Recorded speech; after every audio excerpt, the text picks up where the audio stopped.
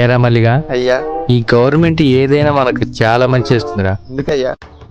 ఎందుకంటే రైతులకు సరైన ధర, గిట్టుబాటు ధర ఇవ్వకపోవడం వల్లే మన కాడికి వచ్చి రైతులు తక్కువ ధరలకే అమ్ముతున్నారు. ఏదైనా మంచి చేస్తున్నారు. అంతే అయ్యా. అవునరా, ఈ సంవత్సరం రంగయ్య ఏంటి మన కాడికి డబ్బుల కోసం రాలేదు? ఏ కష్టం ఆటుందయ్యా, కష్టం వస్తే వస్తాడు. ప్రతి రైతు మన కాడికి రాకుండా ఎక్కడికి పోతాడు? సరే పద.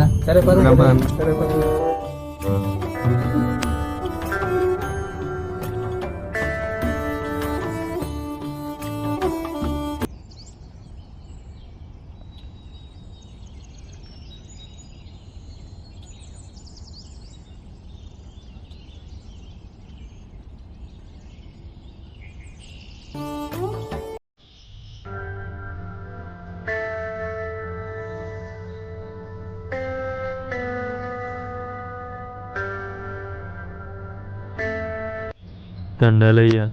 రంగయ్య వచ్చినావు? అయ్యా, ధాన్యం మొన్న కొనుగోలు చేశారు కదా, పంట డబ్బులు ఇస్తే నేను వెళ్ళిపోతా. మీ డబ్బులు నీకు ఇస్తాను కానీ అయినా ఏంట్రా 25 బస్తాలు అన్నావు, 20 బస్తాలు అయినాయి కదరా?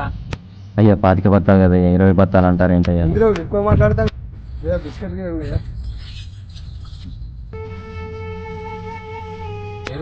తిన్నవారా?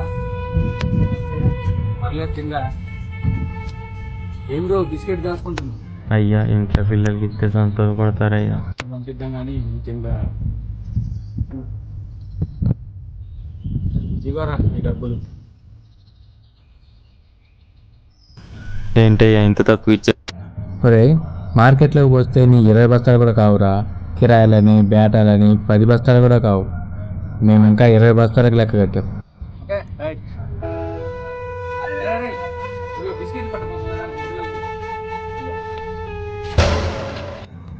వీటి సంగతి ఎట్లుందా? అరే, కాటరాజుకి ఫోన్ చేయరా.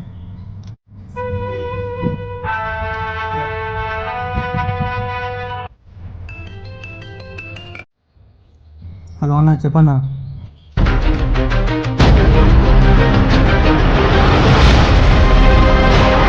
అరే బండిది బండిది.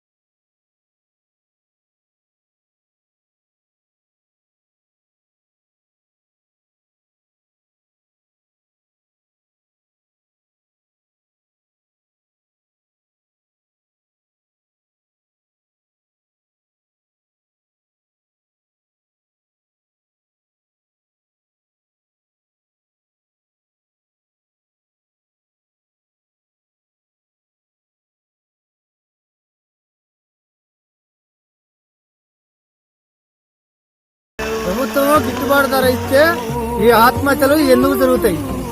ఈకనే కదా ఈ విధంగా రైతులు బాధపడేది, ఈ ఆత్మహత్యలు చేసుకునేది.